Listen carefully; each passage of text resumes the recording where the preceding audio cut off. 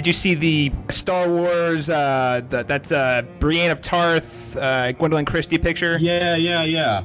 I did see it. It's a lot brighter than her armor that she's currently wearing in Game of Thrones. Very chrome. Oh, so chrome. She's going to kill a Jedi is what it looks like's going on there. I don't know. Yeah, I mean, all the Star Wars casting is always lots of fun, but I was particularly interested. Just Gwendolyn Christie was such an unknown. I mean, I'd never heard of her before Game of Thrones. Mm-hmm. That's the great thing about what Game of Thrones has done, I think, for a lot of actors is there's been some famous actors, some people who have done some work prior to this, but then there's been a lot of actors that are honestly even body types and stuff are way different than your typical Hollywood actor, and it's given them opportunities to one, be in Game of Thrones, and two, take their career much further. And you've seen that obviously with Peter Dinklage and Gwendolyn Christie as well. Yeah. It's become just like a nerd spawning pool. So basically, it's just like every geek franchise is like, look, you got at minimum, you need at least 3 Game of Thrones people in it, or else you're not going to get Comic-Con cred. Yeah, that's right. Exactly. Hey, listen, you don't have at least 3 Game of Thrones actors. Don't even show up at the con. Yeah.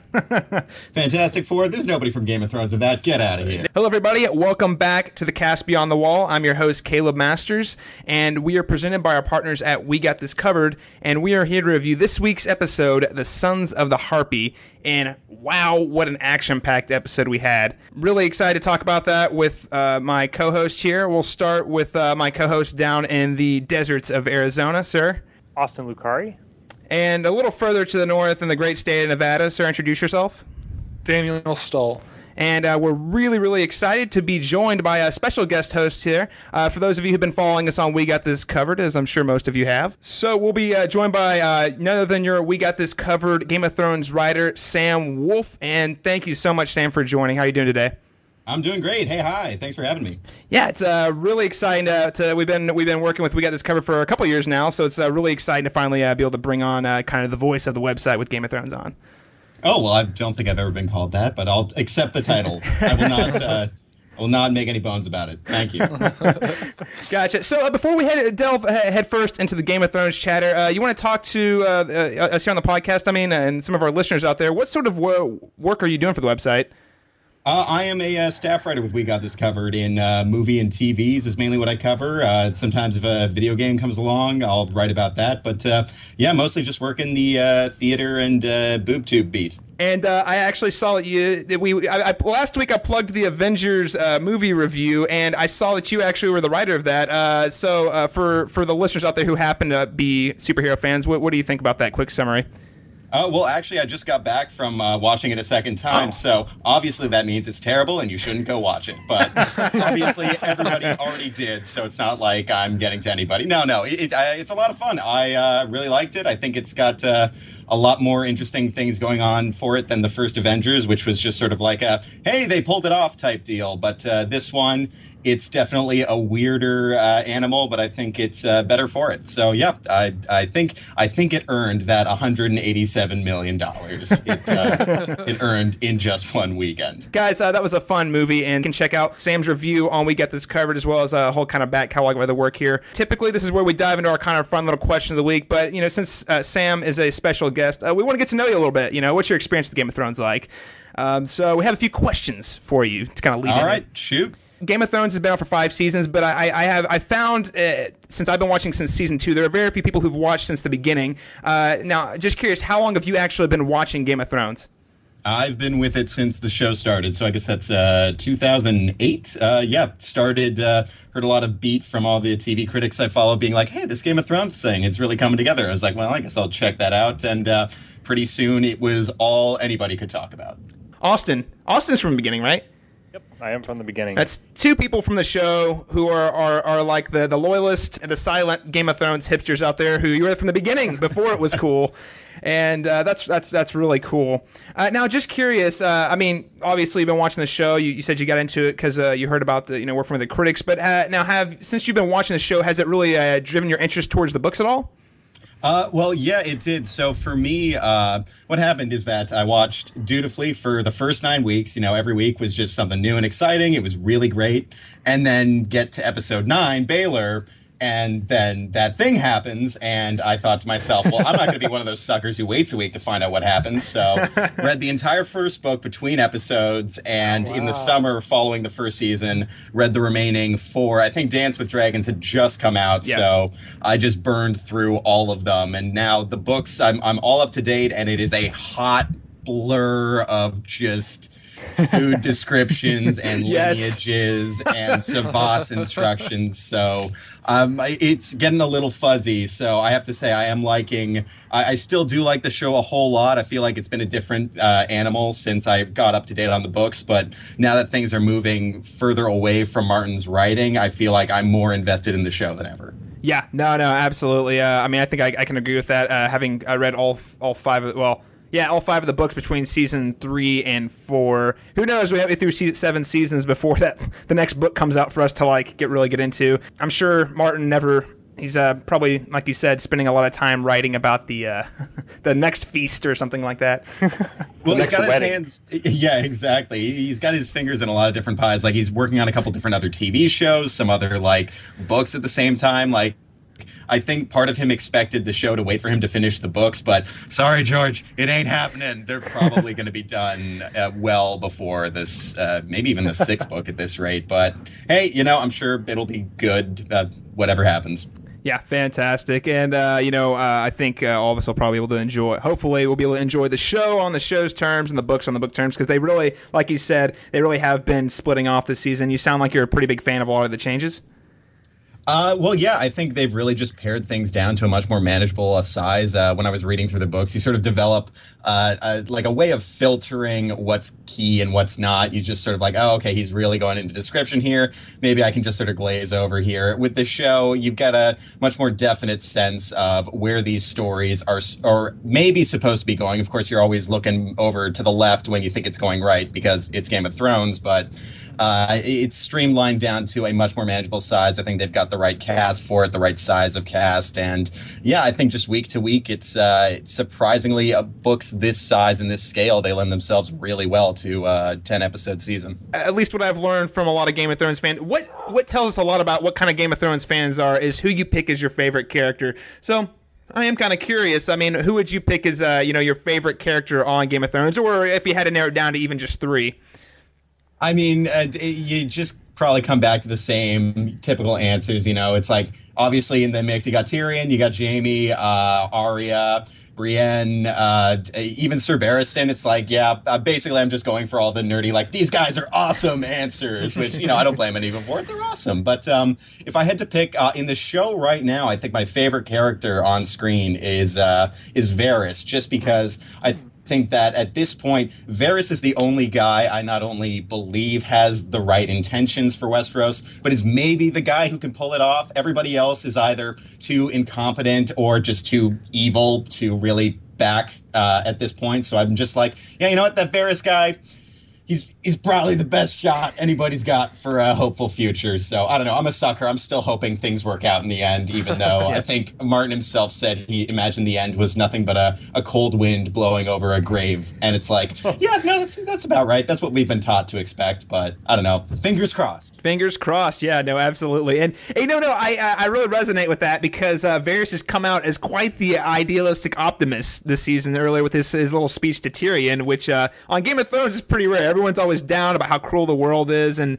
it's all about becoming more pragmatic. The thing about Varys, I really find interesting is that he is a pragmatist. Clearly, he climbed the ranks of King's Landing all the way up by playing the game, but he still hasn't given up hope that they can actually find a proper ruler that's going to be able to rule the people in the manner that they need. And he knows who to look for. He's like, Tyrion, you're pretty cool. Well, since we're shipping you're pretty much getting executed anyway. I might as well send you over to my mate Daenerys over here. Yeah, exactly. Just a guy who generally doesn't seem to be all that interested in power, and maybe it's all a put on. It totally could be, but when he's yo, I'm just in it to help the people in Westeros, all those people that are getting murdered when y'all are scheming over this giant throne, his interest in somebody other than himself or his immediate family, I buy into that, and maybe that makes me a sucker. And guess what? He's the real big bad all along, which, hey, could totally happen. Anything could happen. I mean, the way the show's going, I mean, you do really wonder if it is going to turn into like Team Varys versus Team Littlefinger a little bit. The way they set that up in the earlier seasons, and you see Littlefinger up here amassing all this power for himself, and Varys over here is trying to get a proper leader. So they're kind of their own agendas battling. They're still worlds away, but their agendas are still kind of battling against each other, it seems. Oh, yeah, that was some of the best stuff. Anytime you put those two guys in a room together, that was some great material. Yeah. Probably won't happen again for a while, but who knows? Cross our fingers. I'm just crossing my fingers we get it again before the show ends. All right, well, last question I have for you is, Game of Thrones has been along, and you said that you read all the books, go after that episode 9 of the first season. But, I mean, do you have any memories about being particularly shocked during Game of Thrones? Like, do you have like a moment where you're just like, wow, holy crap, this is just setting my world on fire. I got to keep going. Well, it's the typical stuff. Obviously, like I said, when Baylor showed up, that was a big moment of being going like, oh, no, they're not really. No, they're not. Oh, wow, no, they really did that. And I ran out and bought the book to find out what happens next. And then when I was reading Sword of Storms, I mean, like, it's the most typical thing, but I basically almost threw the book across the room when, the Red Wedding happened. Yeah. It was just this moment of just like... you think you're trained to expect that, but it's a very different experience, the print versus the TV version. I imagine it was still very horrifying for people who were uninitiated when they saw it on the show, but when you're reading it in the print, you're just sort of like, oh, Lord, I should just close this and walk away and just lead my life, unencumbered by this. But those two moments certainly stuck out for me the way they do for most others. Yeah, no, absolutely. I totally agree with you there too. When you're reading that book, you're just like, this is mortifying.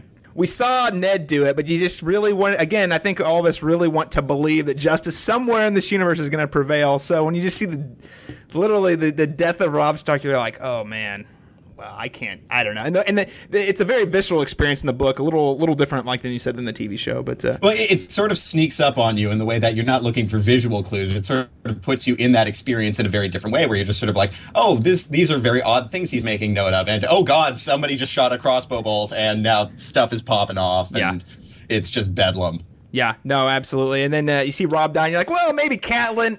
Oh, no. Nope.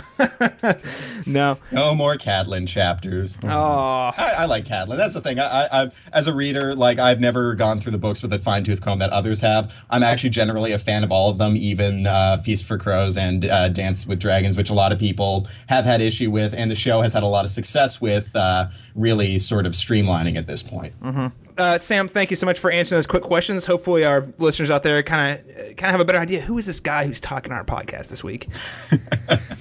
All right, so we'll go ahead and move into, as always, we're gonna break the ice a little bit, and it seems like in this particular episode, we had two kind of awe pairs there between Jaime and Bronn, and Barristan and Grey Worm kind of duking it out. Dudes on the beach, or in this case, in like a cave or a pyramid. So I'm wondering, Daniel, we'll start with you. What if you had to pick like your favorite duo of like two-man, man and woman team, like a pair, just kind of fighting against the odds? I mean, who would you go with? Well, the first one that pops into my mind would have to be Frodo and Sam. Come on, Mr. Frodo. I can't carry it for you, but I can carry you. Come on! That is friendship at its best, at least from Sam's side of things anyway. Sam's like one of the best friends you could have. He's always there no matter what. They were able to save Middle-earth together and destroy the ring, and Frodo and Sam will always stick out in my mind as one of the best pairs in movies or TV. They definitely have a bromance, and they aren't like epic fighters, but the bond they share is definitely a lot deeper. Definitely. At least for Sam anyway, who is clearly, man, he is loyal to a gun. Sam has always been to me like the guy that's the kind of friend you want. Like that's what a true friend looks like. Sam has always been kind of the representation of that for me, and things that I've seen and read. So, I always really like that pairing, specifically because of Sam's character. Better Sam Wise than Sam Well. Am I right? Oh, right? By the way, Sam, be prepared for some Samwell bashing from Austin. It's going to happen somewhere. Even though he's not in the episode, it'll probably happen somewhere in there. Hey, don't worry about it. And honestly, as a fellow Sam, it's a sad state of affairs, but the introduction of Samwell to the pop culture lexicon has actually raised my name, the worth of it, over where Samwise left it so many years ago. For me, it's got to be a duo that is both capable and hilarious. And I'm going to have to go with R2-D2 and C-3PO. Thank goodness they haven't found them. Where could they be? Use the comm link? Oh my! I forgot. I turned it off. Are you there, sir? 3PO! We've had some problems. Will you gentlemen listen to me? Shut down all the garbage mashers on the detention level, will you? Do you copy? Shut down all the garbage mashers on the detention level! Shut down all the garbage mashers on the detention level! No! Shut them all down! Hurry! That duo is able to converse with each other non-verbally for the most part, because it's pretty much a one-sided conversation, and still accomplish pretty much everything, despite C-3PO being kind of like a blundering idiot kind of character. Listen, we need C-3PO to tell us the odds, okay? Yeah. I mean, they're basically like a classical kind of, one's really smart and capable, and one's kind of like the guy who's can't really ever do anything kind of duo. It's probably a little cliche almost, but I do really enjoy it. And I think it's really entertaining, and probably mostly because R2 can't talk. It's almost like Penn and Teller, really. Sam, do you have like any favorite like dynamic duos out there in the movies? Well, it's I'm going to steal from TV too, and it's from Mad Men, and it's Don Draper and Peggy Olson, which is originally I sort of thought we were going to stick just with Game of Thrones, and so I thought to myself, oh, the Hound and Arya, that's a good mismatched pair that very combative at first, that then eventually gets some understanding. And so now that I know we can sort of go out there, kind of a similar relationship is what you get between the main character on Mad Men and his sort of protege, Peggy Olson, who again, it's very combative, but a lot of ups and downs, and yet there's sort of a respect between them that just goes completely down the crapper and then revives itself in some interesting ways. And combined with the gender politics of the time, it's one of the most refreshing things is that there's never been a sexual component between the two, other than just crazy shippers online, which that exists for everything. But that's one of the great mentor-mentee relationships on TV, and it's one I think actually we're seeing a lot in Game of Thrones this season. We had it with the Hound and Arya, and now I think Brienne is sort of raising up Podrick to be more than just a guy who loses the horses. Yeah. Oh no, absolutely. Unusual for it not to be a sexual thing with Don Draper.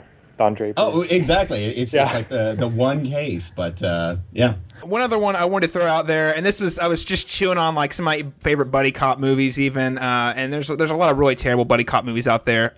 Really terrible ones.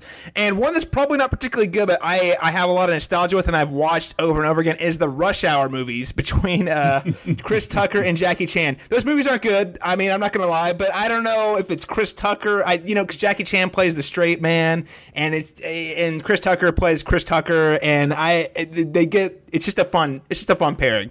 Certainly not, it's not epic. It's goofy, but man, that makes for a good buddy cop movie. Hey man, the first Rush Hour, that still has legs. I will stand with you by that first Rush Hour movie. I watch it. It still pops up on HBO every once in a while, and I'll just sit down. That's one of those movies that pops up on TV. If I'm not doing anything, I'll actually sit and watch it for at least a half an hour, and I'm like, man, this movie's great. I don't know. It's funny that Jackie Chan is a straight man, because that's not him. Right. He's like this really solid, serious dude. I mean, he still does all his crazy Jackie Chan-ness awesome, where he's doing the backflips and the side flips and the kicks and all that. He's doing all his own stunts, but like his character's just very solid. I'm like, oh, we've got to find the consular's daughter. And he like isn't stop. And for half the movie, or not half the movie, probably about the first third of the movie, he actually pretends like he can't even speak English, which makes it especially funny when you find out he can speak English. So. Yeah, if anything, it's that the only person who can out wacky Jackie Chan would be Chris Tucker. Yeah. So you put them side by side. It's like, well, all right, I guess Jackie's got to be the straight man. Yeah, and that's a pretty good scenario, absolutely. I think it's finally time for us to talk about this week's episode, The Sons of the Harpy. All men must die, but not all can die in glory.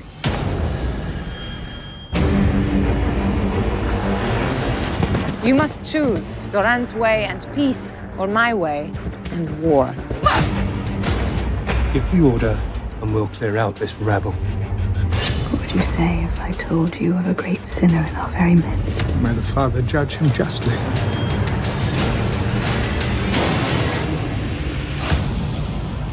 Before we go ahead and delve into the scene-by-scene breakdown here, I just want to get some general thoughts from you guys. So, Sam, we'll start with you. I mean, what did you think about Sons of the Harpy?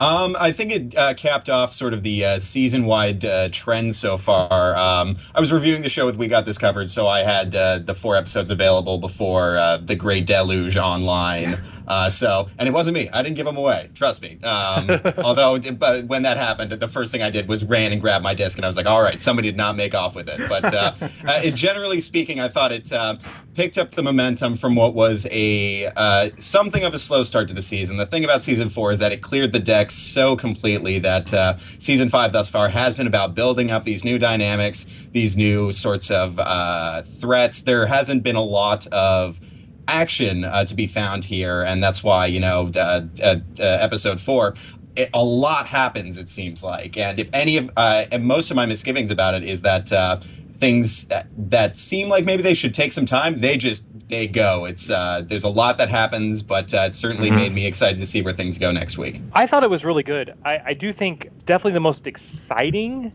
episode as far as like actual action. I do think last week's was really good as well, as far as setting up some new storylines and kind of getting things rolling. This one kind of continues to complicate things a little bit, which is great. That's fantastic. I think they also start to hint at the future a little bit more in this one. A lot of callbacks to the past and also allusions to the future going on here. It really felt like a middle in a good way too, a very strong like middle season episode. Like, hey, here's where we're coming from, here's where we're going.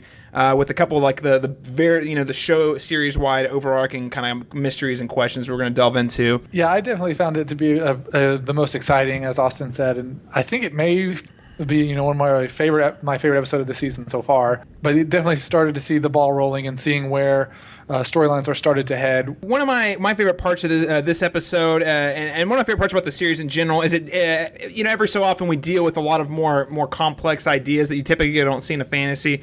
And this episode in particular reminds me a lot. The theme of like the malleability of truth that we see here, and we'll get more into that specifically, but particularly with the character of Rhaegar, which we've seen. They talk about twice in the episode, I think, 2 or 3 times in the episode. Totally different perspectives on that same character, and which one's true, which one's not. Are they both true? It was kind of a similar storyline we remember dealing with in Tyrion's trial, where you had all these different stories. Well, what they were saying was true, but was it really honest? You know what I mean, like that. And I think obviously the character of Rhaegar being such a, it's interesting being a character who does not appear on screen. He's so important to this the ongoing storyline and where things are heading. So I kind of exploring the idea of mythologies in this episode. This was a big mythology episode, especially in investigating the things of the past, which obviously, as I mentioned in a second, I think is going to be the key to seeing where the future episodes kind of head. So my favorite scenes from the from the season so far are definitely in this episode, and I'll mention those kind of as we go along. However, I think overall this is not quite as strong as the third episode, but still obviously very exceptional. But let's go ahead and move into kind of our recap here. We finally got to see Dorne in the credits. They skipped over that the last time we went to Dorne. I'm not exactly sure what the specific reason for that was, but at that point in time, they didn't feel like Dorne was a necessary part of the opening credits. So yeah, it's cool. It had a little snakehead. It's always fun to get new spots on the map, right? Well, yeah, and they can be kind of misleading, too. I think trying to track with where the map landmarks have been in the openings, they sometimes aren't quite matching up, and other times, they'll appear, and I don't think we actually get a scene there. So they're kind of a fun foreshadowing, but at this point, I don't trust them. I just like to look at the pretty graphics. The music mixed the pretty 3G graphics. You're like, oh, this is cool. I'm just along for the ride, right? It's just it's the perfect amp up for any episode of Game of Thrones. You're just sort of like, yeah, all right, bring it on. Let's do it. Absolutely. Yeah. We'll go ahead and start off with King's Landing.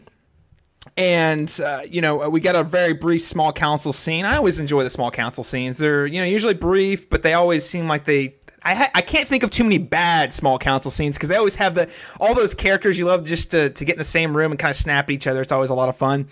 And in this particular scene, not a lot to draw from it, but I will say it looks like Cersei is continuing to try to dismiss anyone who could be a potential threat to her. So in this case, Mace Tyrell.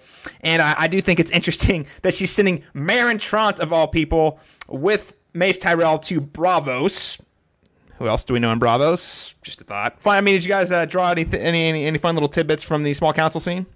Nothing other than just, what you implied, because, I mean, like you say, we've got, Meryn Trant, why would he be in Braavos? Oh, wait, who else is in there? Arya's in Braavos. So that seems like a smart way to potentially connect these two different threads and maybe get rid of one more piece of dirt on Arya's checklist. I don't know. I can't even remember what it is Trant did specifically. Probably something to do with Ned's death. But if Arya says he's got to go, then, hey, I'm with her on that.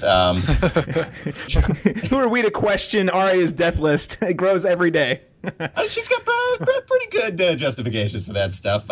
It's a good scene for just sort of, it's more council business. It's sort of, you see how Cersei has just surrounded herself with yes men. She has basically no one doubting her judgment anymore, which is not really a good thing. But as the scene itself, I think the small council is great because a lot of great little moments come out of it. I think of in season 2, there's that whole power struggle involving Tyrion moving a chair around the table. That is just a great sort of gag, but also reflection of like where things stand. And similarly here, Mace Tyrell, who's just shown as this aristocratic fuddy-duddy, makes that terrible joke about like having words with his daughter if she doesn't pay back the bank, and just he gets the coldest reception from that council. And it was like, okay, buddy, you're done here, thanks, bye. That's a nice little gesture of you. Actually, I'm going to send you out of my small council over to Braavos. Toodaloo. I was just saying, and just to echo kind of what Caleb was saying, I was just surprised at how like accepting Mace was. He was just like, sure, yes, okay, fine. Would be an honor. Exactly what Cersei wanted to do. There was like no pushback at all. So it just really shows like his character is just willing to, just do whatever, and just shows that the control that Cersei has over the small council at the moment. So I feel like Olenna Tyrell only married him specifically because he was a dumb bat that she could just totally tell to do whatever. I don't know, just see the guy literally just walk all over him. Well, I mean, she did that to him. I think back at last season, they were like walking through the gardens, and she was like, "Take a walk," and he was like, "Okay," and just like walked and just started doing it. So it definitely seems like Mace got the male pattern baldness, and Olenna and Margery got all the brains. So, the Tyrell women clearly are the ones to watch in that family. Oh yeah. When Pycelle is the guy throwing up the red flag, which FYI, he's always the dude who's changing sides to support whoever's in power. When he's telling you no, this is probably a bad idea. I'm just saying it can't be a good sign. Probably the smartest thing anybody in that room has done was when Kevin Lannister was just like, nope, I'm not getting involved with this. See you at Casterly Rock. I'm out of here. He is probably the smartest living Lannister. Why can't everyone just be like Hot Pie and stay in their little bakery and make their bread? Everyone would be a lot happier, right? All right. We would write a much tamer, much safer version of this show, I'm thinking. And then we wouldn't have Game of Thrones. That's the next scene. This leads the small council scene actually leads directly into a scene with Cersei meeting with the High Sparrow. If I explain their holy purpose to my son, the king, I have no doubt he will sign a decree arming the believers you felt worthy. An army that defends the bodies and souls of the common people. An army in service to the gods themselves. And to you, of course, as the chosen representative of the Seven. An honor I never expected, or indeed ever wished for. Which is why you were chosen. You and I both know how the world works. Too often the wicked are the wealthiest, beyond the reach of justice. The king himself cannot always punish those who deserve it most. All sinners are equal before the gods. So what do you guys make of Jonathan Pryce so far? Like, as you guys mentioned earlier, Daniel, I think you brought it up, just religion has had a much bigger influence so far this season. And this episode seems to be all about the High Sparrow and the Faith Militant just suddenly becoming a major controlling force of King's Landing. I don't know. We've been trying to discuss that. I think he seems like such a laid back guy. And here's the thing: I don't know if he's necessarily malicious in his intent. He seems like he really believes in wanting to make the world a better place for the people. But at the same time, he's almost too nice. And as we've come to expect in Game of Thrones, you just never really know with these types of people. I mean, obviously he wants power, but even then, is his power because he wants to actually help the poor, which obviously the wars have created a mass of. That's what I question, is he goes on about not really wanting power, not wanting to be put in a position he's been put into, but at the same time, he's playing along with Cersei and accepting all these things that are being gifted to him. So I can't really read him really well. It really makes me kind of question the type of man he is. I'm just not really sure at this point. Yeah, because the show's trained us, if anything, to know that you can't trust anybody. Right. But the question now is, I mean, is he more dangerous if this is all a put on and he's just working a Father Teresa act and gaining all this power without lifting a finger? Or is it more dangerous if he's just as benevolent as he seems, but that just makes him more of a fanatic and somebody who's going to be driven by some sort of scripture or some sort of playbook that means that, he's principled, but you can't cut a deal with him. Right. See, that's the thing Cersei is going to find herself running into, right? Like, she's giving all this to this guy, but what happens if he really is a man of principle, as he claims to be? That means at some point, he's going to find... I mean, I'm just saying, she's probably going to dig her own grave here, and you'd imagine that she's got her own dirt that he's going to find out about. She's going to close this guy. I mean, if he's a man of principle, then he'd be just as likely to turn on her, right? That's what I can't figure out, is how smart he actually is. Is he playing Cersei or is Cersei playing him? Yeah. That's what I can't figure out. Yeah. There's that moment at the end of their scene where Cersei says, what if I knew about somebody protected by privilege and title who was a sinner? I initially read that scene as being her trying to test whether the High Sparrow knew about, her and Jaime or any of the other stuff she's been up to. I think it's really meant to be about her, snitching on Loras, which, he definitely that works to her advantage. So in the short term, she plays it very well. But clearly she knows that he probably knows that she's got some dirt under her fingernails. Well, so he's got to know. I mean, the rumors about Jaime and Cersei aren't exactly a secret, like a hush hush. Everybody's talking about it. The crowd even yells at Tommen later. Yeah. They say, "Hey, you're bastard, yeah, abomination, yeah, no, absolutely." Too.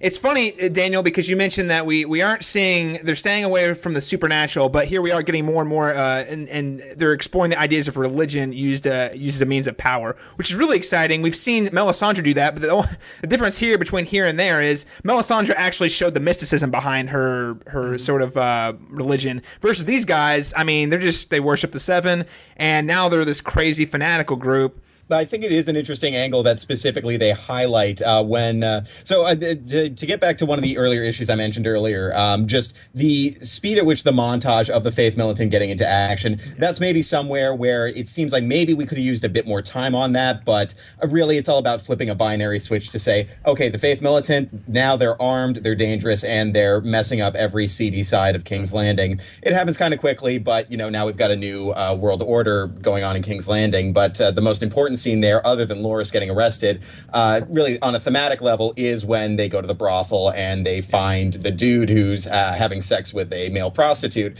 and they take a specific pleasure in we see these militants, like, they're pretty touched in the head, they're rather sadistic, but they also have a cause they believe makes them righteous, so that's basically the most dangerous thing you could ask for. But they seem to take particular delight in harming or punishing homosexuals, as well as, other just smaller details, like they're getting rid of all the liquor, it looks like. Like, this seems like a very strict sort of religious paradigm they're trying to enact. But you're right, though, the speed with which it was portrayed in the show, they went from, you kept seeing their leader, who was who's seemingly pious. Yeah, pious, but gentle man, almost. And then it completely went to this branding of the face and all this violence so quickly. It was really jarring. Yeah, it's funny. And, Jonathan Pryce, again, we kind of mentioned he's been playing this role. He's been doing an awesome, just phenomenal job, playing the ambiguity here. You're like, because this guy could be a Jesus guy that people just take to the extreme, and he just says something and people take it to some sort of crazy extreme.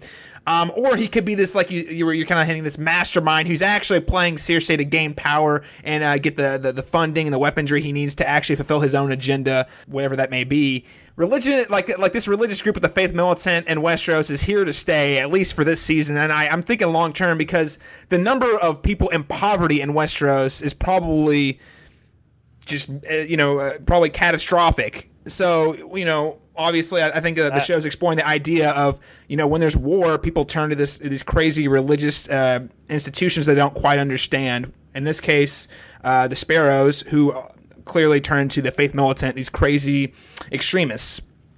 That scene with Tommen was terrifying, I think, because for a group like that, who is clearly could be slaughtered at any moment, like the King's Guard could take them out, no problem. But to stand up to the king and the king to just back down like that, and we know Tommen's weak and young and all of that, but he's already lost complete control of the situation just in that single scene. Well, he shows he doesn't have the kahunas it takes to actually do what needs to be done as a king. Last week we saw Jon chop a guy's head off in order to establish, hey, I don't mess around. This week, Tommen just gets there and he just stands there. Granted, it's not. I don't even fault him for it. He's just like he's a boy who has no concept of the world he's living in, and he just backs down. But automatically, he's losing authority and power, and no one's going to respect him because he's the dude who wants to go see a priest and back down because some thugs with knives threatened him, right? You can't really believe that the High Sparrow doesn't know that his guys are going out and doing all this gnarly stuff, but because he just affects this sort of, I'm a holy man and I just believe in these writings, it doesn't look like any blood is on his hands. And Cersei is just able to, she's all right with any sort of bad things that happen to other people just because what she wants, she gets. And so I think the whole King's Landing plot this week does find a pretty good parallel in what we're going to see later in Marine, where it is about Dany having high ideas, and then when it comes to the big problem is that you can institute these sorts of rules, but the actual enacting them can often lead to a whole mess of problems and making things much worse than you originally thought they were going to be. All right, well, let's go ahead and move on to the Dorne storyline this week. So we had a little bit of a hiatus. We missed Dorne last week, but finally we got to catch up with Jaime and Bronn this week as they were sailing across the seas to Dorne. And man, this was so much fun. This was such a fun storyline. The bromance between Jaime and Bronn, they're just knocking it out of the park. Bronn is calling Jaime on all of his bullshit, including, the things like, he says, oh, I need to go rescue my niece. And Bronn's like, your niece, right? I just love it. Bronn's too smart of a man for that. And that dynamic is just so much fun. How are you guys feeling about that? The kind of their boat ride over, right? Well, yeah, season 4, a lot of the best stuff so far has been when they just break it off into these new and interesting pairings. So Tyrion and Varys, Podrick and Brienne, and yeah, especially, I remember when Jaime announced that he was going to go to Dorne and, he was going to bring one other person with him, and all I did in my room was just chant, bring Bronn, bring Bronn, bring Bronn. And of course, then the next time we see him, I was like, oh, this is so perfect. This was one of the first signs of a major change from the source material, and it's the sort of thing that I don't know if Martin's books are ever going to get to, but if you're a fan of the show, is all you could ask for is Jaime and Bronn together off on some sort of a mission, and I think it definitely delivered here. I think Bronn as just the sarcastic skeptic is a great way for the show to have Jaime go through point by point why they're trying such a risky and in a lot of ways dumb scheme, considering Jaime is A, one of the most recognizable people in Westeros, and B, not exactly so great with the sword anymore. But their whole plot this week was a great was a great showcase for what their adventure looks like it's going to be, and how it is they're going to have to adapt, considering they're only 3-ish good hands between them. Jaime is totally the fish out of water here, right? So, no pun intended, but man, I was terrified of those sharks. There aren't any sharks in Dorne. He's just is totally playing this total idiot. He doesn't know. He has no clue of the world he's about to enter into. Their relationship is definitely very fun and entertaining. But one point that I actually really found interesting was that they pointed out that they passed Tarth on the way. To me, that felt like some sort of like touch of in like this relationship. You know, it felt like they brought it up for a reason, their relationship for a reason, and so maybe that this will come back around at some point. Jamie's looking at the island. He's like, "Remember that time that they almost raped Brienne and they cut off my hand? Good times, good times." Well, yeah, he can laugh about it later, you know. But it is definitely a nice a callback to one of the best original like duo pairings and what already looks like a pretty fruitful one. I mean, obviously the fight scene they have is pretty solid. I like the preamble with Bronn. Just no respect. Just like, oh yeah, this is my I think he calls him his servant or something.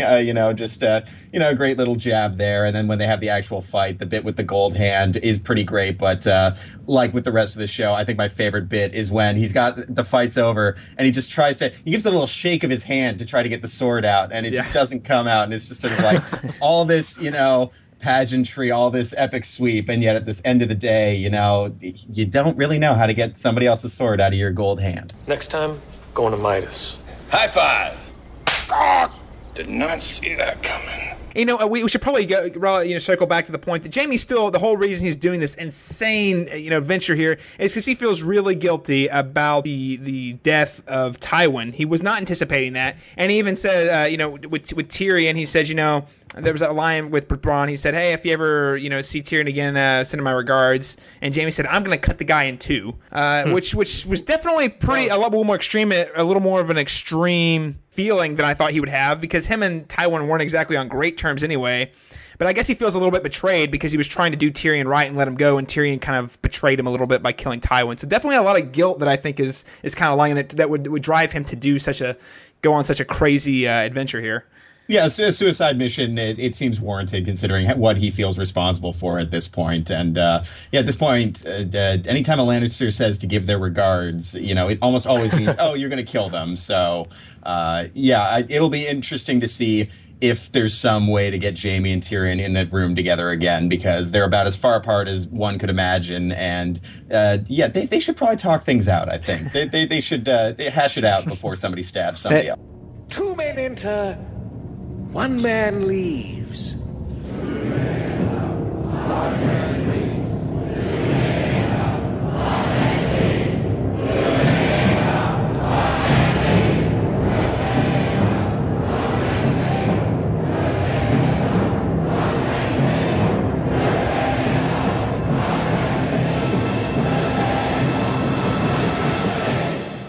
Did you find Jamie genuine when he said that?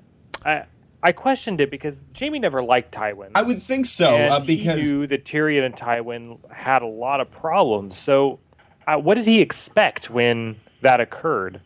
I really don't think he had any idea that Tyrion was going to go and murder Tywin. He was trying to set him free. He wasn't trying to say, "Hey, go and climb up that ladder up to the up in the Tower of the Hand or whatever, or the Red Keep." Right? I don't think that wasn't what his goal was. His goal was to get him out, and Tyrion Jamie didn't hold his hand long enough to get him to Varys. So in that moment, Tyrion reacted because Tyrion knew the tunnels and the secret passages. So he's like walking down them. And he's like, "Oh, I'm gonna go pop up and talk to Tywin." I don't think Jamie anticipated that whatsoever. He would have no reason to. And so, I mean, again, while I don't think he was on great relationships, it is betraying that kind of the family trust they had there. Even though they don't like each other, they're still all Lannisters, which I think is still something that Tywin really ingrained into all of them, even though they don't like each other very much. Yeah, he very specifically says Varys is the one who let Tyrion free, in part perhaps to cover for himself, to make it not look like he was responsible. But it's also perhaps just part of his rationale of, well, if Varys hadn't hooked me up with this escape route, then Tyrion wouldn't have gone free and Tywin wouldn't have died. So obviously he does feel responsible for it, but he's still, I think, looking for somebody else to blame other than himself, even if he is being driven to try to redeem himself in Cersei's eyes by going on this suicide mission. Before we move on from Dorne, there was another big introduction this week, and I wanted to see how you guys felt about it. We got to meet the Sand Snakes. Now, these are the bastards of Oberyn Martell, and the books, there's a whole lot of them. They boil it down to 3 here, but they're all basically super Xena princess warrior types. They all are vengeful for the death of Oberyn. So, I mean, how did you guys feel about this introduction here? My question is, who can name all three of them? Go. Oh man, the names. I think I recall. I made note of this when I was writing down. Oberyn, I'm pretty sure is one. Yeah. Oberyn is definitely one. Yeah, like Oberyn. Yeah. Ilya, something like that. Which is the kind of Oberyn's cousin's daughter. The one who gets the monologue, I think. No, she's Oberyn. That's her. Oh, that's Oberyn. Okay. She gets the monologue. Okay, so we've got, it's according to IMDb, we've got Oberyn, Tyene, and Nymeria. And like you said, there's, I think, at least 7 of them in the books. Yeah. And again, another smart case of boiling things down to something simpler with 3. It seems a bit odd, or I mean, obviously, along with the Faith Militant, this was another element that's kind of a big new component that they kind of moved through pretty quickly and in a way that feels very like, hey, we're introducing you to 3 new important characters. And those are hard scenes to write no matter what. So giving Oberyn a big monologue about her relationship to her father and her feelings about, the rest of Westeros. It may be not the most it's not Game of Thrones at its most graceful, but I'm sure it's the sort of thing we'll be reaping the benefit of shortly, just because they make a very big impression on you, just as like larger than life characters. Whether they'll be more nuanced on that in the future, we'll have to wait and see. But for now, I'm super excited at the prospect of like, oh yeah, Oberyn's got some bastard daughters who are looking to muck the Lannisters' day up. So, they hear Jaime's in town? Perfect. Yeah, that was my thoughts exactly on that scene. It was almost kind of cliche and a little silly, just the whole scene in general with the whips knocking off the bucket and the whole like monologue and all of that. But at the same time, you were grateful to be able to meet these characters, I think. So, well, I mean, I do want to give this show. I don't want to give this show a total pass because I watched this episode 3 times, and it's funny. I watched it 3 times and I still didn't know their names. I'm pretty sure we only got name drops for 2 of those. I counted. I'm almost certain of it. Oberyn and Nymeria, I think. The other one, I don't think we actually got like an actual name confirmation on her. But again, I think these are gonna be awesome characters that we're gonna grow to love. Just not that it was definitely a little bit clunky and drop in the introduction. And I will say, dude, why would you? After watching this scene, I am never selling my secrets to any of those Martells ever, because all they're gonna do is bury me in the sand and like shove a spear through my head. Apparently. It's not a really great way to encourage like repeat customers, or that's just not a good business model right there. My only concern with them right now is Oberyn made a huge impression in the 4th season. Like, just seemed like this very interesting character, very charismatic. And that's part of what made his demise so impactful, because it seemed like there was so much potential here, and then they just offed him in a really gruesome fashion. My concern with the Sand Snakes is perhaps whether they'll just be used as sort of obstacles for Jaime's arc this season, or just general sort of cannon fodder in a sense. Like you mentioned Breaking Bad earlier, I almost thought of the 3rd season. There are these cousins who are out to get Walter White, who are very, enigmatic and, vengeful. And part of me, when I thought about the Sand Snakes, it's like, well, they've got a blood oath and, not much else defining them. And it doesn't seem like they're going to have, at this point, who knows? Maybe they're the true heirs to the Iron Throne. That could be interesting. But at this point, I'm not seeing anything out of them other than just obstacles. I'm hoping they change that, though. Well, yeah, right. And there are 3 of them, which that follows a very specific video game rule there, right? Oh, 3s, right? So, I mean, I hope that's not the case, too, because I think Game of Thrones has done a great job in general of giving us well-rounded characters, even if they only really get 1 or 2 scenes to shine. We even for minor characters. The introduction, I'm a little concerned about, but we'll see. We'll see. I hope that they kind of grow into their own and can kind of give us, like you said, that same sort of energy we got from Oberyn. May he rest in peace. Hopefully next week or in 2 weeks, push comes to shove, we'll get to see more of the awesomeness going on there with the Martells and Jaime, and more of that awesome, what did we say, lethal weapon team up we got going on there. So, yeah. All right. So, That was my best Danny Glover saying Riggs, except it was Bronn. I'm still working on it, guys. I'll have it better next week. And see, by next week, I expected the full "I'm too old for this shit" voice going on there. So, but let's go ahead and move on to the next major storyline here, which is going to be at the Wall. Lots of cool stuff. I should say interesting things going on here at the Wall this week. First and foremost, I think one point there was a brief scene between Stannis and his wife. And guys, I gotta just lay it out there. Stannis, he knows how to pick the ladies, okay? He picks crazy, psycho, hateful wife who calls Jon Snow the product of a tavern slut. And then he also is following Melissandre, who's just like crazy spiritual lady who clearly is cool with burning people. Does he know how to choose them or what? Yeah, he surrounds himself with people much more interesting than him, which is not all that hard to do. I thought the series of scenes here was pretty interesting, actually, because given the talk about grayscale that we've had over the past couple of weeks, I thought Melissandre might have been the person to cure Stannis' daughter. But it turns out that wasn't the case. He kept talking about the apothecaries and maesters and things like that, and he never mentioned Melissandre. So apparently it seems like she came along kind of after that. Oh, Brett, so you're thinking our theory that we came up with a couple weeks ago is null and void then? Yeah, I think so. That's a big question I have. It's it's not really that crucial to what's going on, but why the heck was Melissandre in Dragonstone? I still wonder to this day. Why is she sitting there? On that note, though, you're referencing this conversation between his daughter Shireen and Stannis where he's talking about his love for his daughter. She goes and asks, "Dad, do you love me?" Are you ashamed of me, Father? When you were an infant, a Dornish trader landed on Dragonstone. His goods were junk except for one wooden doll.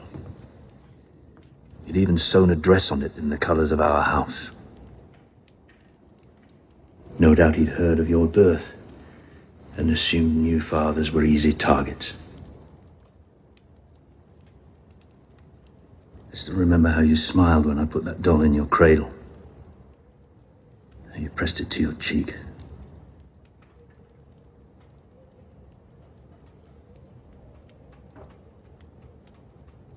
By the time we burnt the doll, it was too late. I was told you would die, or worse, the grayscale would go slow. Let you grow just enough to know the world before taking it away from you. Everyone advised me to send you to the ruins of Valyria to live out your short life with the stone men before the sickness spread through the castle. I told them all to go to hell. I called in every maester on this side of the world, every healer, every apothecary. They stopped the disease and saved your life.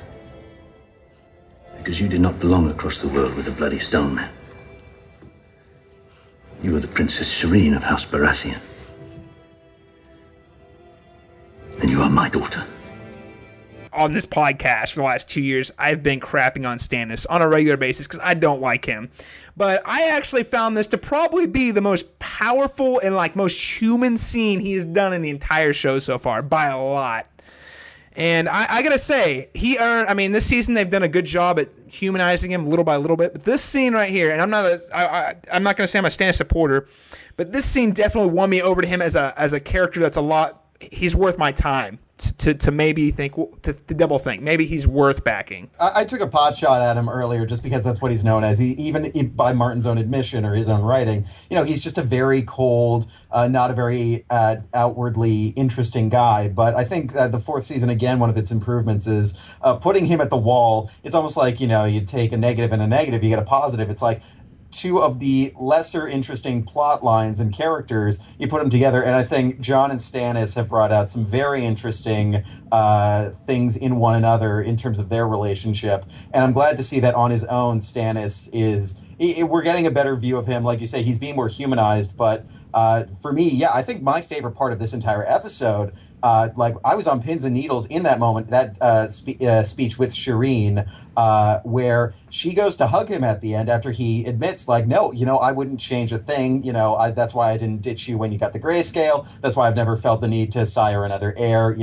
You're all I need. When she goes to hug him, I was just dying to see if he would reciprocate it. And when he did, I was just sort of like, oh, well, that's just, that I'm a softie in that regard. But I think that's such a key scene to understanding that Stannis is not, despite his intentions, he is not simply this complete robotic ideal of leadership and uncompromising, emotionless attitude. Like, when push comes to shove, he still has these things that he cares about, perhaps even more so because they're not the norm, because Shireen has been shunned. Like, that only strengthens his connection to her. So I thought that was a really terrific scene, both for him as a character and just as this one little nugget of warmth amidst a lot of, bloodshed and horribleness elsewhere. I talked about this actually with a couple other friends too. It definitely humanizes him, but ultimately I still don't like him. Like, as a person, I still don't like him, and I don't know what it is about him. I think deep down, truly, to his core, he cares about people, but he is the worst person to show it, and really bad. And viewing him and judging him from the perspective of if he were to win the Iron Throne, I think he would ultimately be a terrible king, because he has no empathy. None. And it kind of showed a little bit in the scene even. I mean, he loves his daughter, but he really lacks the capacity to show it.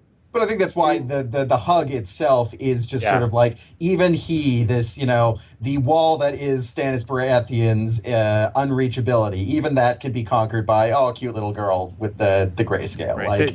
Yeah. And all the characters kind of in power are that way to an extent, but when you compare him to like Daenerys, as Varys has, she's much softer, much more willing to bend than he is. Yeah, he's not a character, like, even by going with Melisandre and her religion, he doesn't strike me as a particularly religious person. He just sees it as a tool. So I don't think of that as compromise. In a lot of ways, actually, I think he's a good parallel to the High Sparrow, if he is the zealot maybe he thinks he is, because in both cases, these are guys who they have a code, they have a certain standard which they will not fail from, and that in a way makes them very dangerous. It can make them kind of dull, but it certainly, to some perspectives, might make them the best person for the job, because a person with a strict code, if they're incorruptible, maybe that's the best people can hope for in this universe. And hey, if he's on the throne and once he kicks it, then Shireen's in charge, and I am all for that. Yeah, I'll take Shireen. Yeah, absolutely. I still am with Austin in the sense that I had to have a hard time liking him, but it makes him more just more human, and which is really nice. The only thing is, I think that if people are starting to like him this season, that's probably not a good sign for him. So 4 seasons later, that's what Game of Thrones does. You start really liking a character, and goodbye. That's actually a great point. Stannis, you're not long for this world because we're starting to like you. A true fact there. Stannis, ultimately, he's going to decide who is the king, but I don't think he's ever going to be king himself. I think he has the power and conviction to really drive this thing forward, but I don't think he's ever going to sit on the throne. So you think he's going to be he's going to be a stepping stool for someone else, is what you're saying? He's going to be a stepping stool for Jon Snow. Yeah. I'll take that. Jon has a really interesting scene with Melisandre this week.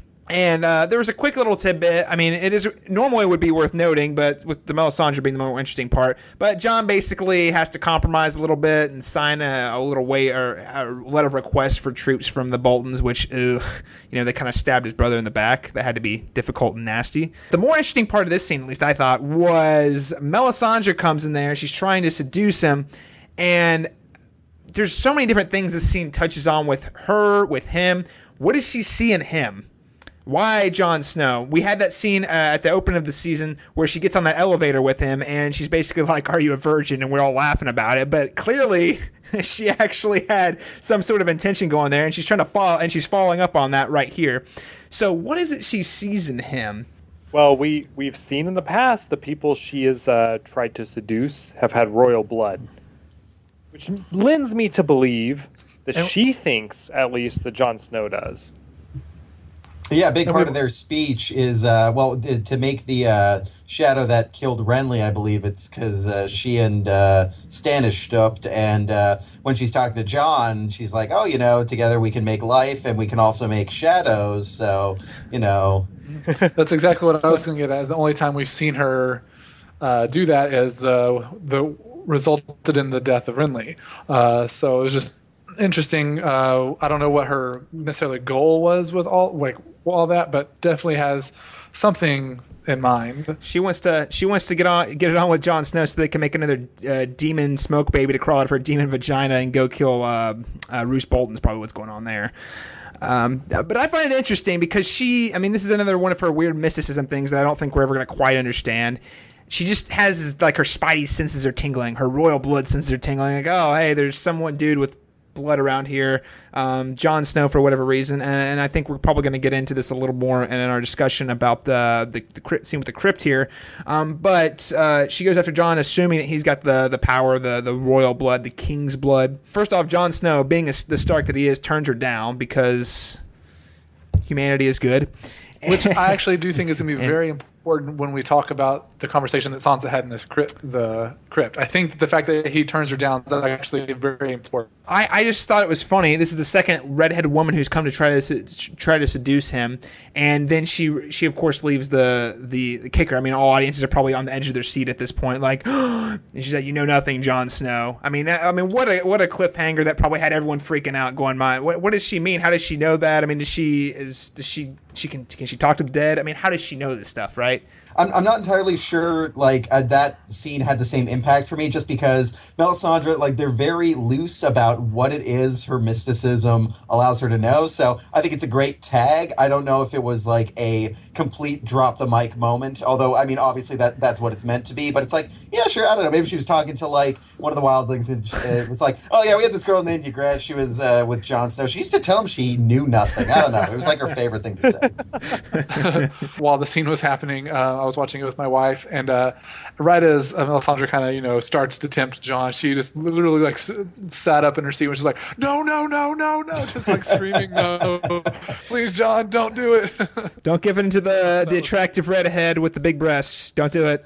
It's a trap. He's learned from his mistakes, Austin. He'll never love another. He's got to be the classic. He's got to be the one classic, hero of fantasy in this show.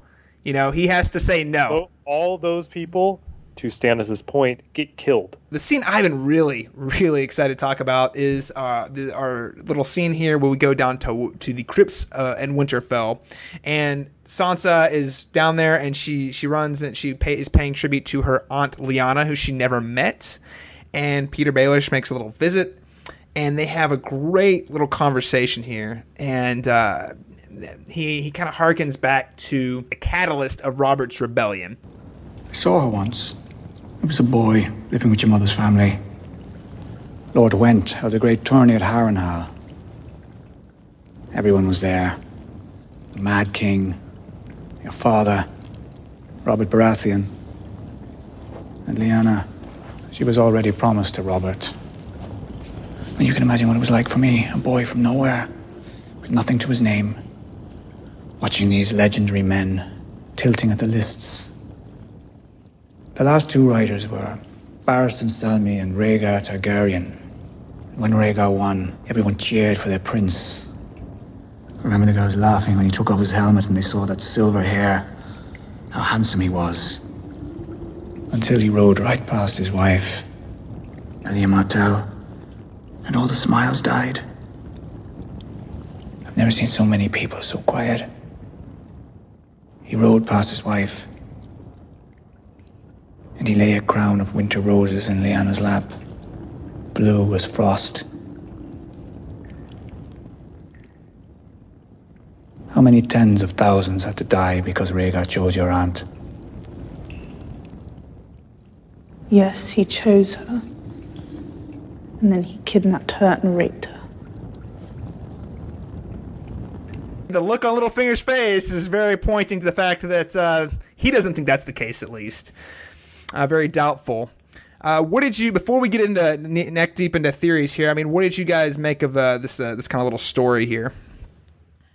It was interesting because I believe it was before that scene where we had Sir Barristan talking to Daenerys about him, about how he was this great singer and all these things. So it's just interesting to get these two different stories about him. You know, Sansa's giving the story of he was this terrible person. He came and raped her and all these things. And then on the other side, we're getting this story about how he's this great singer and wasn't all about, he was a much better singer than he was a killer and all these things.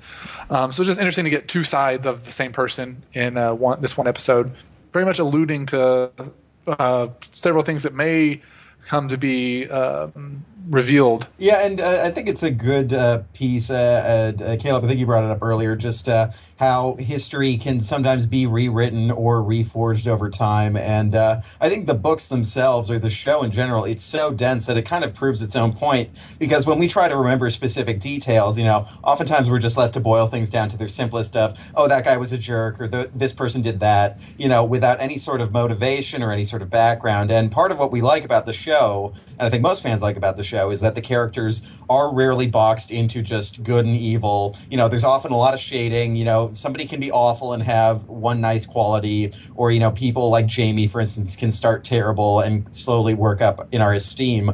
So I think it's really reflective of what this series is about, that, you know, Sansa can look at Rhaegar and just be like, oh, he was a piece of garbage because, well, so much of their modern history is based on that. But of course, Littlefinger or Barristan Selmy, or just anybody who knew him at the time, they can tell the story of a much more complicated figure that doesn't fit into the historical narrative that the world sits upon at the moment.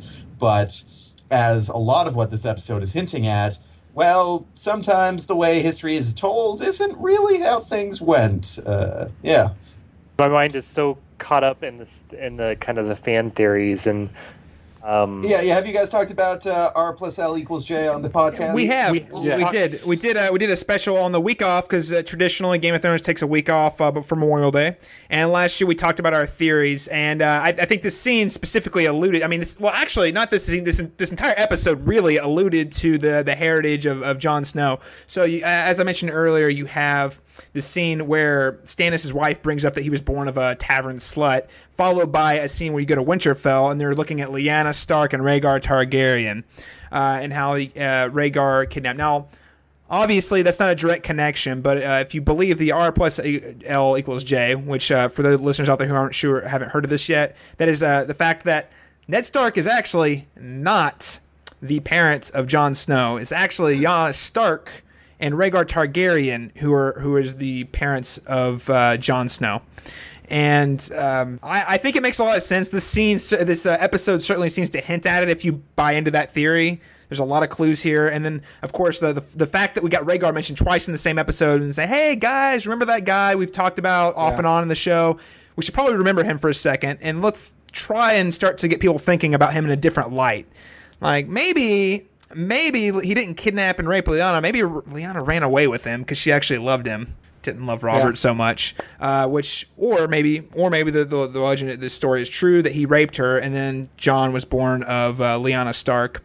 Either way, the popular theory is that Jon Snow is actually half Targaryen, which, you know, for a series called A Song of Ice and Fire, half Stark, hence the ice, half fire, hence Targaryen, seems to make everything starts to make a whole lot more sense at that point, right?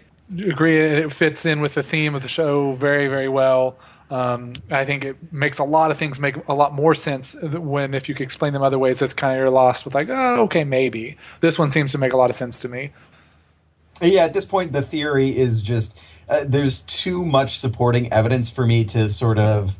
I mean, I've never been able to predict the show or the books, but I mean, people have turned this from just a string and corkboard conspiracy into a really well-founded theory. And so when you look at what this episode is dropping in terms of, the show does like to use anecdotes as a way of building its own characters as well as telling old history. This case, definitely it felt like it was in service of refamiliarizing ourselves with these very important storied figures, while also mentioning, oh, hey, Jon Snow, you're a bastard, right? Yeah, okay, cool. It really did. It was almost like so over the top in it that maybe it's like huge confirmation bias. Oh, well, exactly. That's totally possible, but it was so over the top in mentioning Rhaegar and Lyanna and Jon all kind of one right after the other, just boom, boom, boom, that it just like feeds into it. And maybe they're doing it on purpose just to throw you off because they know that everyone thinks that. They're gonna George R.R. Martin us is what they're gonna do. Hey guys, you think it's going over here? What's up? So I don't know how it's going to end up, but it does really, really seem like that's the direction things are heading. And to me, that's super exciting. I can't wait to see the ultimate showdown between the Targaryens, kind of ice and fire, Jon Snow and Daenerys and her dragons. I'm really excited about it if it turns out to be that. David Benioff and D.B. Weiss, the way they got blessing from George R. R. Martin to do the show in the first place is because they apparently were able to accurately guess who Jon Snow's mother was. So I don't know. This episode certainly seems to hint at that. So that they could remind us when they make that reveal, whenever that may be, next season, the end of the season, final season, that, hey, they did remind us that this is still a thing. And it's not like, oh yeah, I remember all that time, all that way back in season 1. Before we go ahead and move on from this point from Winterfell, I do want to bring up the Littlefinger is continuing to do his typical scheming here, and I want to know what you guys thought about it. So it looks like he is obviously, as we mentioned earlier, he's heading back to King's Landing to play the game with Cersei, but he seems to imply that he's betting on Stannis as his real horse here. He's really betting on Stannis to take Winterfell back so that Sansa can then be Wardeness of the North. Dion, do you think he's BSing her, or do you think he's being legit here? I mean, just curious. No, I think his plan does make a lot of sense, and I think it is perhaps one we can read honestly, because Sansa is the only person we know so far that he will open up to. And so if he does want to use her as a puppet under either Stannis' regime or a Bolton regime, it'll work for him either way. I think long-term, he's better served if Stannis does take Winterfell, she does become the Warden of the North, and he's got the North at his back. But if he has to delay further by Roose holding the North, then if she's married to Ramsay, then his anecdote he gave her earlier sort of illustrates how powerful women next to powerful men can have to shape the course of history. I mean, Sansa last season and everything before it, she's not really the character we'd point to and say, all right, she's going to be the real power player here. But her, My Fair Ladying with Littlefinger over the course of the last few episodes does sort of give evidence that if she's put into a corner, she might be able to connive her way into maybe a stable position. The problem is Littlefinger makes it seem like it's no big deal to be married to Ramsay Bolton, and I think everybody else knows that that's a big road to hoe. Well, that's so funny too, because Littlefinger has been flawless in all of his plans so far, and this is the one thing where you're like, well, one of two things. One, either this is probably one of, if the only rare circumstance where he just doesn't understand Ramsay, which he even admits a couple episodes ago. He's like, oh yeah, I don't haven't heard much about you. One, and then he's just clueless, and you're like, well, that's just out of character for him almost. Or two, he really is a monster because he's marrying her off to Ramsay Bolton, who's a freaking psychopath. So, I mean, you're like, I don't really know how to feel about this. Either way, though, I think your point about his idea, though, I think it is exactly as you're pointing to. He's politicking to have, a pawn or an ally in the North. No matter what way the chips fall, they're going to have his back. I mean, I have a hard time buying that Stannis is such a easy win, because he seems like it's just going to be like, oh yeah, Stannis is going to win, and then you're going to be this. Like, it makes it seem like it's super simple. But I feel like, correct me if I'm wrong, but this is one of the only times where we hear his longer term plan ahead of time. So that's really interesting to see how far ahead he can think. And like you said, it's always worked out before. This is just the first time we get to see the plan before it plays out, and it will be just interesting to see if he's right about it. Yeah, how much of it is actually a plan, and how much of it is he making up as he goes along? I mean, is he gonna Carlton Hughes Damon Lindelof this like the end of Lost, or I mean, well, they do sort of set it up last week where even Roose calls him on and he's like, oh, you're making some pretty big bets here, and even this week he's like, yeah, you know what, I'm making risks, I'm gambling, but hey, it's worked out pretty well so far, so let it ride. Yeah. All right, guys. Well, we got a little bit more wrap up. quick little detail. I almost opened the scene with opened the podcast with Tyrion scene this week, but honestly, it was such a non-scene. I thought it'd be better just to kind of roll right through it here. And obviously, basically last week we saw Jorah kidnap Tyrion, and very, very quickly we realized, as we kind of talked about last week, he's actually taking her to Daenerys and not Cersei.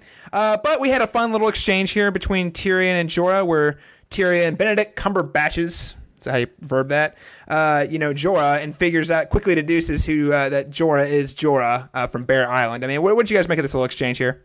And yeah, it's really just a scene about getting people up to speed about like, oh, okay, so that is what he's planning. Like you guys talked about last week on the show, there's a sort of how you read the end of last week's cliffhanger is different depending on what your definition of queen is. But since it's Jorah, you kind of know it's going to be Daenerys. So it's maybe a little unnecessary for Tyrion to walk us through every single beat of his reasoning for why he's up to speed on things. But, it's a good little exchange between them that ends with Jorah sucker punching Tyrion. So, that's going to be a relationship worth exploring. Yeah, gotcha. It's going to be an abusive relationship, right? It certainly started as one. It was pretty hilarious when the reveal happens. Like, Tyrion's like, I was heading there anyway. So you're just saving me the journey. Yeah, he's trying. I think Tyrion still realizes that Jorah taking him to Meereen is not the same as Varys taking Meereen, so he's trying to find a way to turn this around in his favor. But obviously, Jorah is smart enough to realize don't trust anything Tyrion says. So just shuts him up real fast. I didn't really feel like there's a lot left to say about that scene in particular. It's just kind of a fun little check-in saying, hey, these characters are now a pair. They're together again. A fun new pairing, as Game of Thrones is so good at doing. But we'll go ahead and move into the final scene, which is the big epic cliffhanger here, which is Meereen. And Sam, earlier you talked about the arming of the militants being a very quick scene. The thing I thought escalated extremely quickly here was the Sons of the Harpy all of a sudden becoming significantly, more powerful. It seemed like there was a lot more of them. The way they strategically lured the Unsullied into this trap and killed a bunch of them, including Grey Worm was apparently there. Really crazy how fast this whole thing escalated, I thought.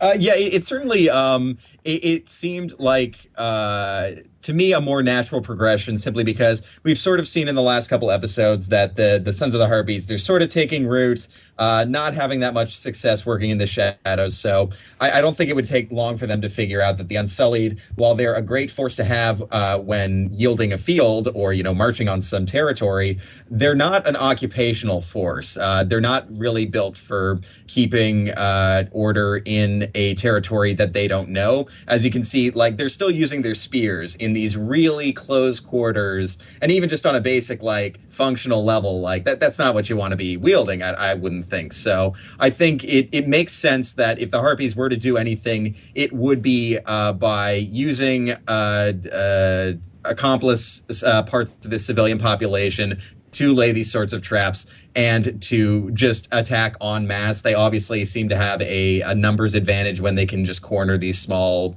little patrols. And really, when you break it down, even if a bunch of them die, Daenerys has 2,000-3,000 of the Unsullied. Yeah. Every single lost one of them is a pretty major blow to her occupying force. So I think it makes sense on their part to try to enact an attack on this scale.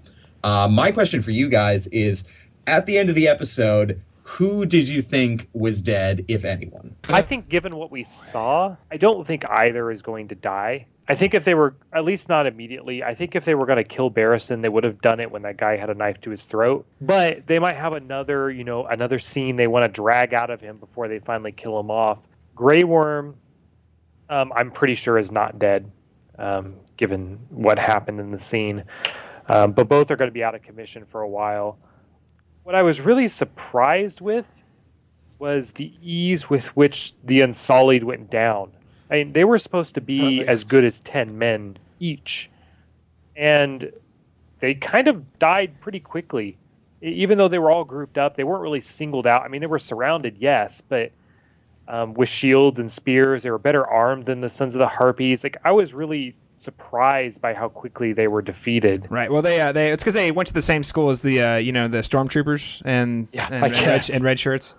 Well, yeah, and then the Harpies too. They're incredibly competent up until it's like, oh well, if we're attacking a named character, we're just we come at him one at a time. The show has a really good history with its fight choreography. I think this one maybe not one of my favorites, just because there were a lot of moments of just they'd attack Grey Worm or Barristan one at a time. I think there's a moment or two where Barristan just gets kicked twice by two different Harpies. Like if they have a clear opening, it's just like, yay, take a little boot there. Yeah, I could totally just stab him in the chest, but it's at that point when they kick him that he comes back and kills them. And I'm not saying I was counting guys, but 12 guys went down before he finally bowed out. So I mean, it's great to see Barristan in action. Like, I mean, that was like a duo where you're like, all right, I didn't really imagine this happening, but let's see these guys go to work. And so that's why it does have a punch when even for as amazing as they're supposed to be, they're laying there bleeding with just about everybody else by the end of the episode. So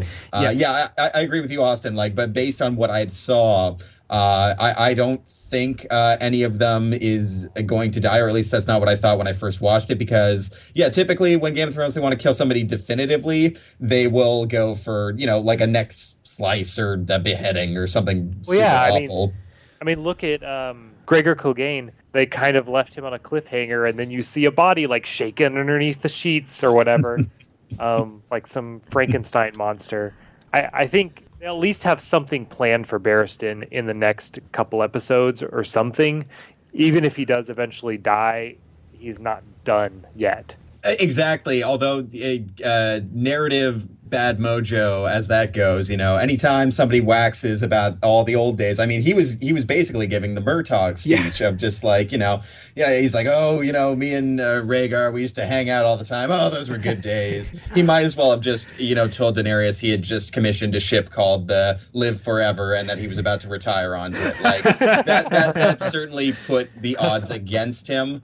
And when I rewatched the episode, you look at the wounds he takes, and ditto with Grey Worm. They're pretty. This isn't some generic slash to the back that doesn't really leave any blood or a mark. I'm pretty sure at one point Barristan just gets straight up stabbed in the chest. So I hope Marine's medical is up to snuff, because those guys are in a bad way. Listen, they know a great nurse. Her name's Joy. She's got these pretty pink bow things. She's gonna heal them up like instantly, right? It's gonna happen. Two other things I want to point out about this kind of series of events. One, people in Marine just need to stop going to brothels, because only bad things are happening there. It's really bad. We did see the Second Sons a little bit in this scene, which is Dario's men, basically, which I don't think we've seen in quite a while. It's been mostly the Unsullied, so we didn't really know what the Second Sons were doing, which apparently is just hanging out in brothels all day. Makes sense. I mean, they're sellswords. Getting some. Oh, wow. Yeah, I completely forgot. I thought those were like leftover Dothraki, but I guess those were the Second Sons then. I guess there aren't really many Dothraki left. Maybe just like a handful. There's like a couple. She's got a couple. Honestly, I think we saw. And honestly, the only time I feel like we see them is like when they're I feel like one of them was the escort for Daenerys when she went to execute that guy, and it was like one of them. We haven't seen many Dothraki in a while, guys. This was a fun little discussion we had here, but we want to know what you think. We want to know what the listeners out here of the social media and the readers of We Got This Covered. What do you guys think about Sons of the Harpy? And there's a couple of different ways that you can find out about us and let us know and give us feedback so that we talk. You guys can be part of the show too. First and foremost, there's a whole great section of comments right below the podcast here on We Got This Covered. Feel free, go ahead, post your questions, your concerns, violent objections. Although this is the internet, so maybe not too violent. And you can also find us on social media. The first being facebook.com/castbeyondthewall. Hop on there and give us a like. We're always updating with news stories from websites like We Got This Covered, as well as we're always posting our podcast and asking you guys questions on there. So feel free to give us feedback there. And as I mentioned earlier, you can also find us on Twitter at cast_beyond_GOT. And I think there's one more place. Oh yes, iTunes. iTunes, probably the most important one. If you could hop onto iTunes and give us a 5-star rating if you think we're super phenomenal Westerosi geniuses, and let us know how awesome we are. Give us 5 stars. If you think we're awful, yeah, I'll take the criticism. You can give us 1 star. But most importantly, leave us a review. Tell us what you think about us. Name your favorite Game of Thrones character. Just post something in the review, and I always scroll through the reviews every week and let us know what you think, and I'll read your review on air if you post some time in the next 7 days, and we'd love to hear that. Okay, before we go ahead and close out the show, guys, I think we need to prehash next week's episode, Kill the Boy.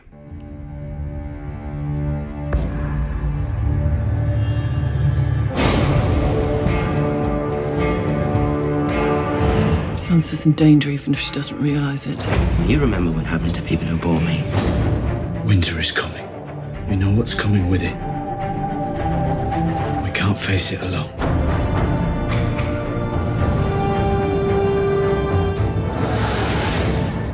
I don't even know what the title of this means, man. I don't even know. Before we kind of delve into theories, I'll read the super specific synopsis for next week's episode. Dany makes a difficult decision in Meereen. Jon recruits the help of an unexpected ally. Brienne searches for Sansa, and Theon remains under Ramsay's control. These are just straight up Mad Libs at this point. Like, literally, you take out any name and place and refigure it. It's basically the same thing. Yeah, no, every time. It's literally, they use the same, like, basic words like searches or unexpected, stuff like that every week. It's fun. That way, no spoilers. No one likes to be spoiled on Game of Thrones. Not even the vaguest thing representing a spoiler. I'm cool with that. But question, do you guys have any idea who the boy is? I have no clue. I mean, what do you any ideas? Yeah, not many boys left on the show. My best guess would be maybe we're going to jump back to Arya. Maybe something to do with the House of the Undying. Maybe? I don't know. Any other... Hey, I'm reading... she did call herself a boy at one point. Yeah, didn't Jack and Hakar once referred to her as a boy? I called her the boy with when she cut her hair. Yeah, that's right. Jack and Hakar called her a boy. Gendry he's been rowing that boat for a long time. He's gonna come back, and the first thing they're gonna do is kill him. So, what if it's Tommen? There you go. I like that thing. He makes about as much sense as Arya, because I think Arya, Jack and I are calling her a boy before. We got a little tease where you see Tyrion. He's rowing his boat and he sees the freaking dragons, and the look on his face is great, by the way, because Tyrion's always been this very rational person, doesn't really believe in the supernatural, and he sees this dragon, just his jaw drops. Do you guys think? Do you think we're going to get to see we'll actually get to see a Tyrion Dany team up next week? Team up seems unlikely at this point. I feel like they've got probably a few episodes worth of mediation before they're going to be on the same page on anything. But and also I don't know. Maybe things have gotten weird with the geography and time. I feel like maybe if they jump from where were they, Volantis to Meereen, maybe that'd be a little quick. But I don't know. Could happen. Yeah, I think I'm going to have to agree with him. There's going to be some trust building, some team exercises they're going to have to do before they're really working together as a duo, I think. But especially considering Varys in particular sent Jorah to go kill Dany. So Varys coming to Dany and saying, hey, trust Tyrion, he's going to be your best friend from now on, probably doesn't carry a whole lot of weight. Maybe Daenerys and, like you said, team building exercise. Daenerys and Tyrion, they got to build some teams. So they're gonna be dance partners first. They got to learn how to trust each other with the moves. And Daenerys and Tyrion's gonna lift her over his head. And okay, it's not far to live. Not far to live. The last question is: Theon has really done pretty much nothing this season. He's just been kind of hanging out, being his whole screwed up, reeky self. Do you think we'll actually get to see some interesting developments next week, or do you think this is going to be another episode with him kind of being weird, quirky Reek? Well, it says Theon remains under Ramsay's control, which itself does not imply much changing for him. I don't know. Maybe he'll treat himself, get a haircut, a shave, or have someone else do that. I don't know if he has any fingers left to do it himself, but I don't know. The guy's a mystery. Yeah, and exactly what role he's playing out is also a mystery. He's really just kind of hanging out. Yeah. He's so screwed up. You're like, what is this guy? What could he possibly do? But he's hanging out for some reason. State of House Greyjoy really makes me sad right now. It's okay, Austin. They're out chasing Davy Jones' locker right now. They're kind of taking a vacation for the season. But they'll be back, I'm sure, because they keep reminding us that they exist, which I guess means something. All right, well, guys, thank you so much for tuning in for our discussion of the Sons of the Harpy. Great little episode here, and we're going to go ahead and close out. But before we do, I want to say thank you so much to Sam from We Got This Covered for joining us this week. Sam, I appreciate you taking the time out of your evening to chat with us about Game of Thrones. Oh, thanks for having me. It was a pleasure. If people actually, they're like, hey, I like the Sam Wolf guy. He's pretty cool. Where can other people find you on social media or online? Well, you can find my writing at wegotThisCovered.com, and I am on Twitter at Sam_Wolf. That's WOOLF. All right, awesome. And everyone just go ahead and check out, like we talked about earlier, Sam did that Avengers Age of Ultron review, so make sure if you haven't seen the movie or if you just want to, I don't know. Relive the magic. Relive the magic, exactly. or you're all into this whole Joss Whedon controversy. Go read that review. It's a great little great review I got to read before going to the movie and get me all prepped up. I guess until next time, guys, smooth sailing, and we'll see some dragons.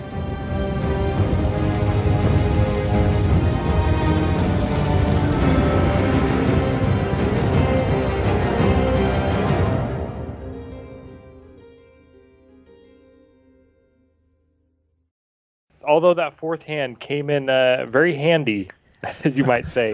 Oh, there you go. The handy. There you go.